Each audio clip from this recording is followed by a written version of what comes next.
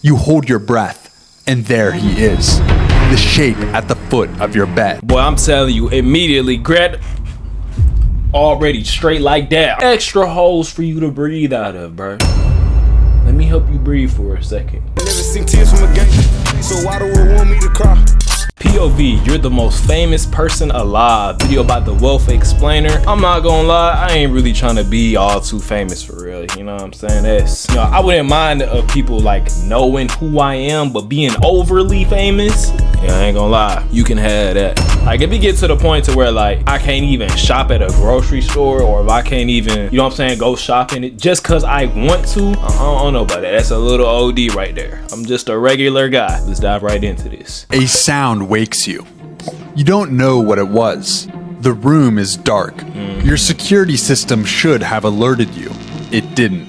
You hold your breath. Oh. The shape at the foot of your bed isn't furniture. Oh no, I'll keep that file right beside me. I'm telling you, I'll give this boy some extra breathing pockets. Let me find some shit like that. It's a man. He's smiling. He's been there a while. You can tell by how clearly you see him in the dark.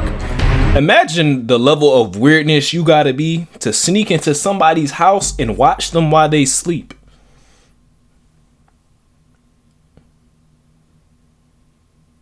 Let that sink in.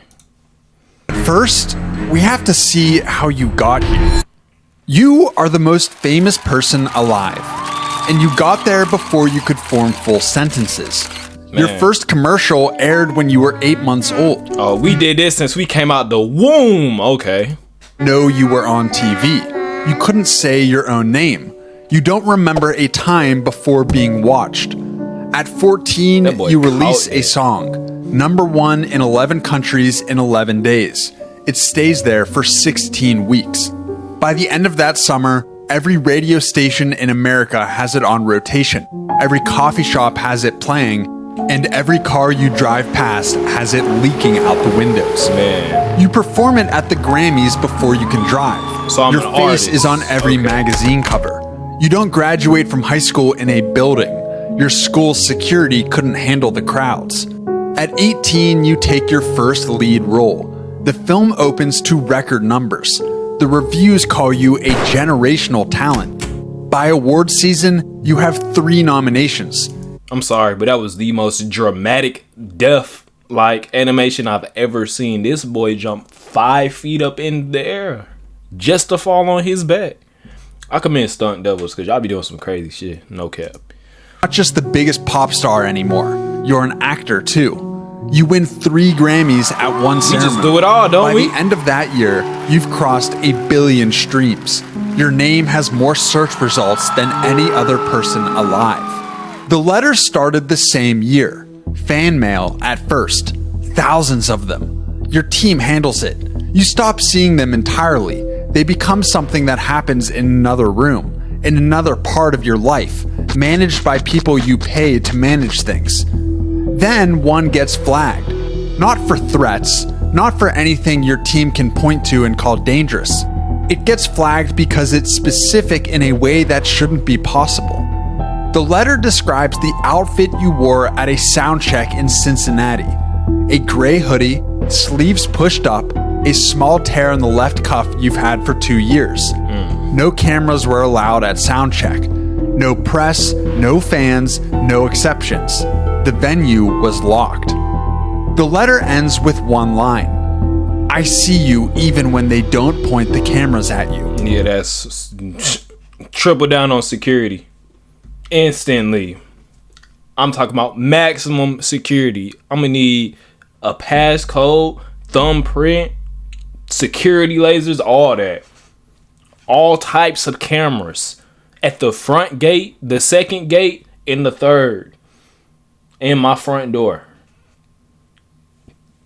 Yeah, we this is a code red right here.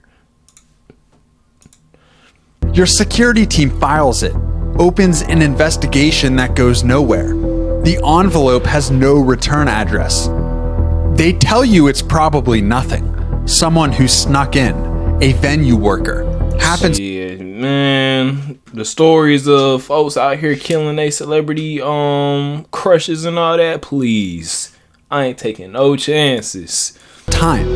You nod. You tell them okay. You don't tell them that you read the letter 3 times. That the line at the bottom Matter of fact, not too long ago, somebody shot at Rihanna. Like, what we talking about? in a part of your brain you can't forget. You own 9 homes across 4 countries. Oh, we got that real estate money on, for real. Sleep in any of them more than 30 nights a year. There's a house in Malibu where the kitchen has never been used. A flat in London where the staff replaces flowers every 3 days for a tenant who hasn't been home in 7 months.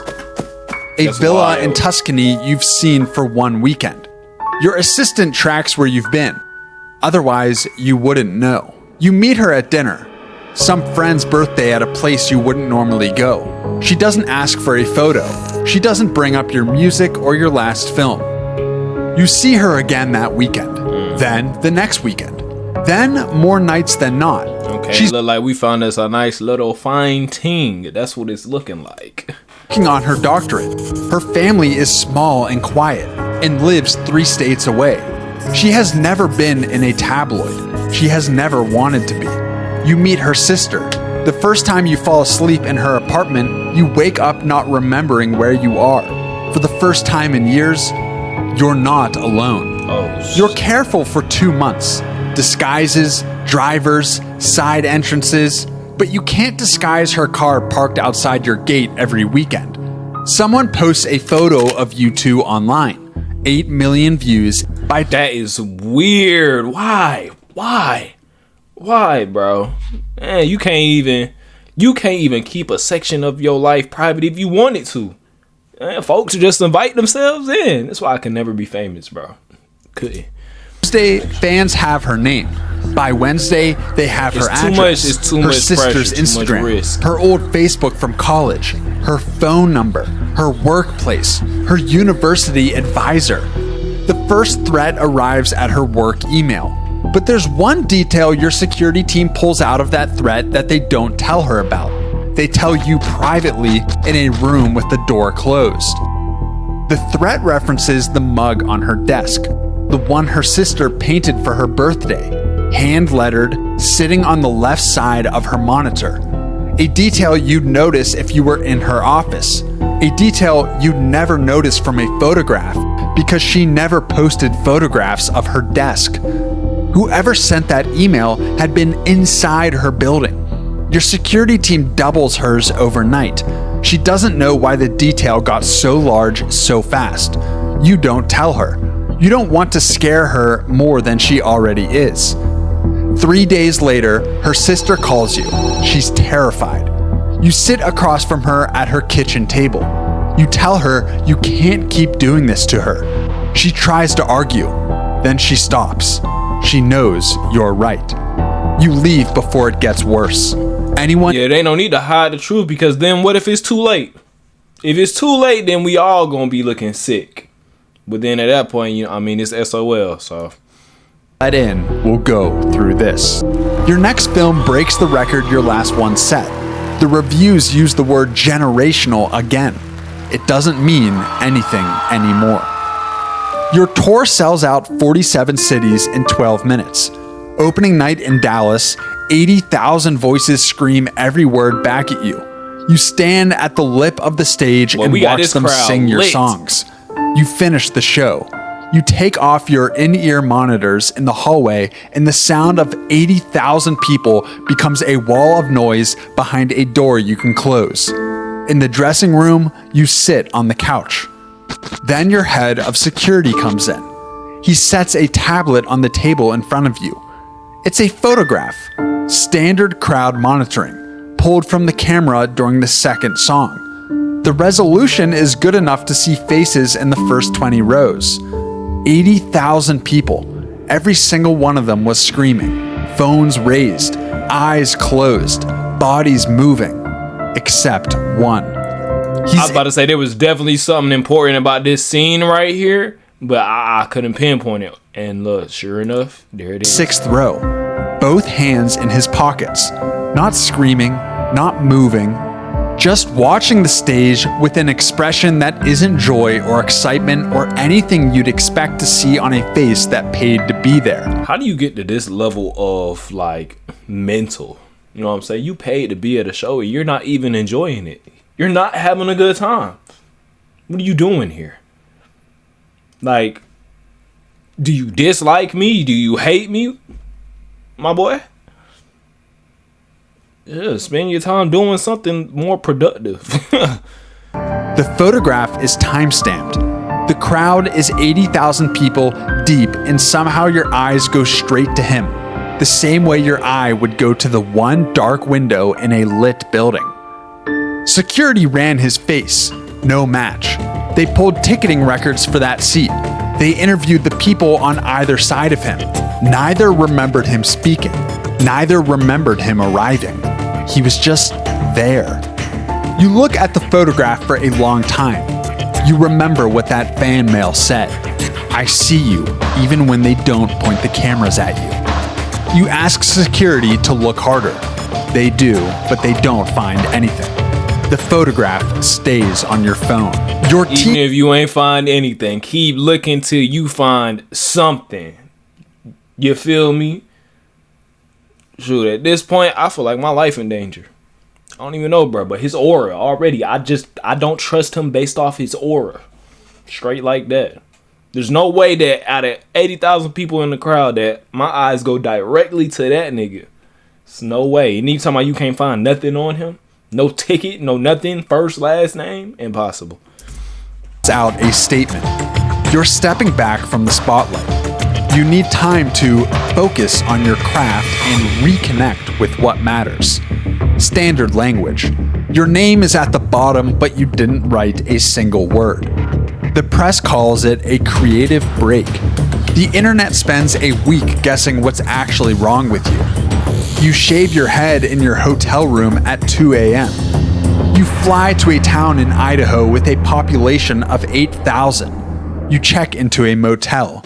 You walk to the only diner in town and order a coffee. The waitress is 23.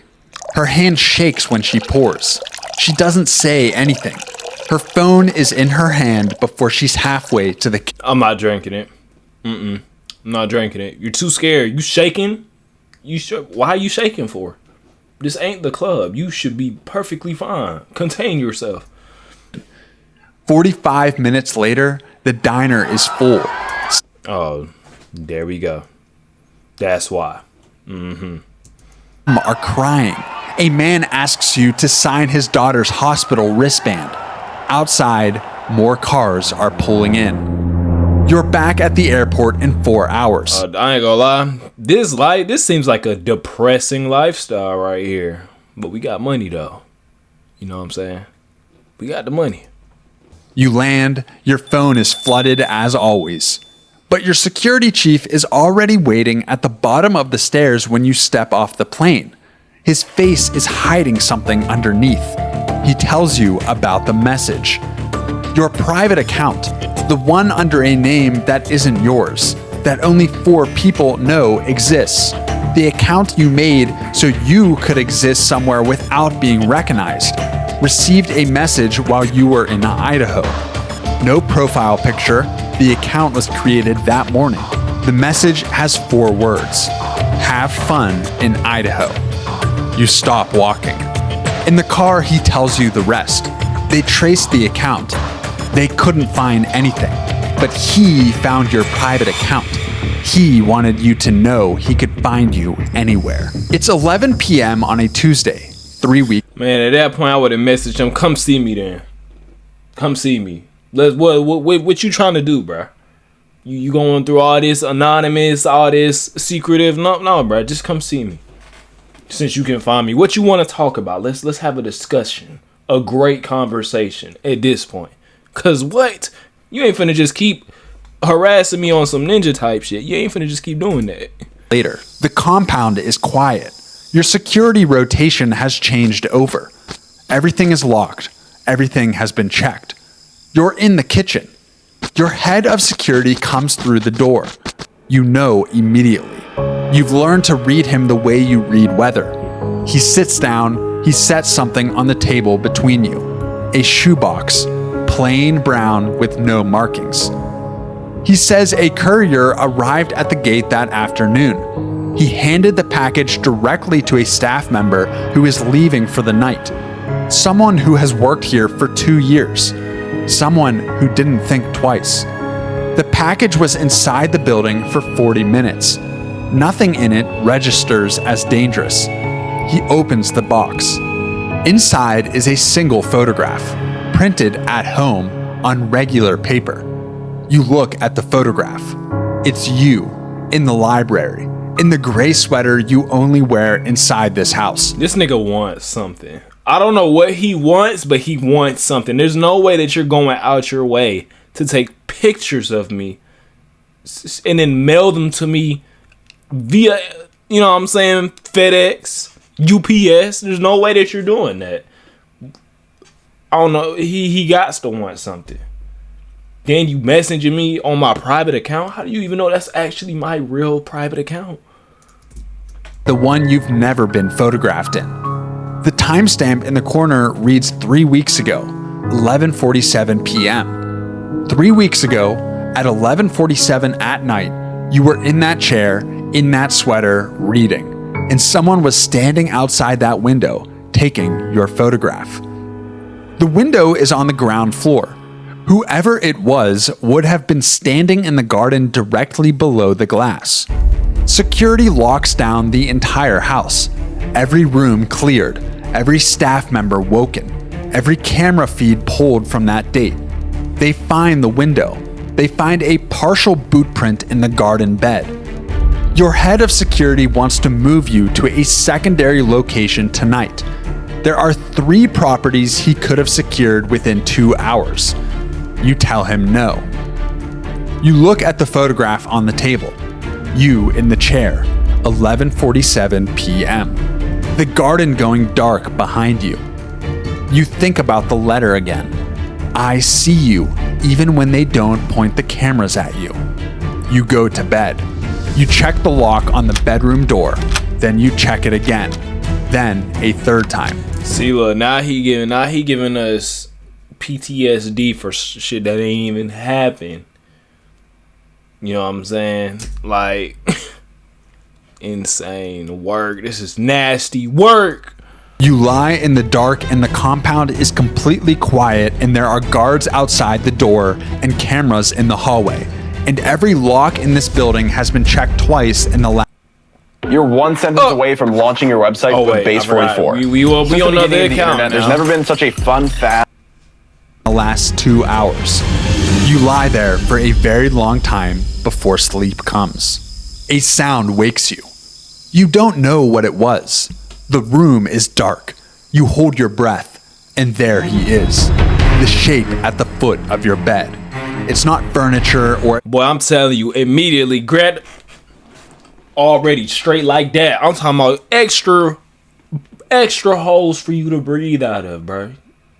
Let me help you breathe for a second. shadow. It's a man standing perfectly still in the dark of your bedroom, in your locked compound, past your guards and your cameras and every system built to make sure this could never happen. He's smiling. Yeah, that'll be the last facial expression that he would ever make. I guarantee it. Been there. But let's talk about why I only got a baseball bat right here, bro. Where's the pole? Like, where's the fire? Like, what are we doing here? This ain't a what everybody else get to be strapped, but I get this? Man, y'all, they don't care about me for real. While you can tell by how clearly you see him. Obviously, I must not love myself enough if I only got a baseball bat, knowing that I got a stalker out there in the midst. How settled he looks. By the way he's standing, he's not tense or not ready to run. He's just there. Like he arrived and got comfortable and decided to wait for you to come to him. Your phone is on the nightstand, 6 inches from your hand. Your panic button is under the pillow, 3 inches from your head, but you're frozen. You don't breathe. The room is completely silent and he is completely still, waiting for this for a very long time. He speaks first. I'm the only one who actually sees you. His voice is soft. Then he jumps at you. Oh, ain't no way, He barely boy. misses you as you roll out of bed. It's a good thing your most recent movie required combat fighting. Man, you about to catch these hands. Straight work. Okay, hold on a second. Hang on a second. We can't get fed like this. we can't go out like this. This nigga threw me on the wall. I bounced back. He caught me and then slammed me on the ground. Like, what Mortal Kombat jujitsu type moves is he on? No, like, let's get it together. We lock in, nigga. Lock in. Finally, your finger finds the panic button. Security comes through the door in sick. There's no way that he grabbed my weapon meant for me. They drag him toward the door. He's still smiling. Halfway out, he turns. Man, he in my property, in my house. Shoot him. Shoot him right there, bruh. So we don't have to worry about him again. That will be the last lick that he got on me. What? Head and says it one more time. I'm the only one who actually sees you. Then he's gone. The clock reads 3:14 a.m. Security everywhere. Police, lawyers, someone is already drafting a statement in the next room. Eventually, they leave you alone. The investigation takes 3 months. They find out how he got in. He walked through the staff entrance with a badge that scanned clean. A copy. Near perfect, made from an original. He had the badge for 8 months. You'll never know how many times he used it. You'll never know how many nights he stood in corridors or gardens or doorways while you slept on the other side of a wall. The investigation is thorough. The investigation is complete. But it still doesn't make you feel safe. The sun comes up. You stand at the window. You see, I think the problem with this is we got too many guards. You know what I'm saying? Like, what if he's somebody that I fired in the past or something like that? Now he got a vendetta against me. Now I got unknown beef and smoke that I don't know about. You know what I'm saying?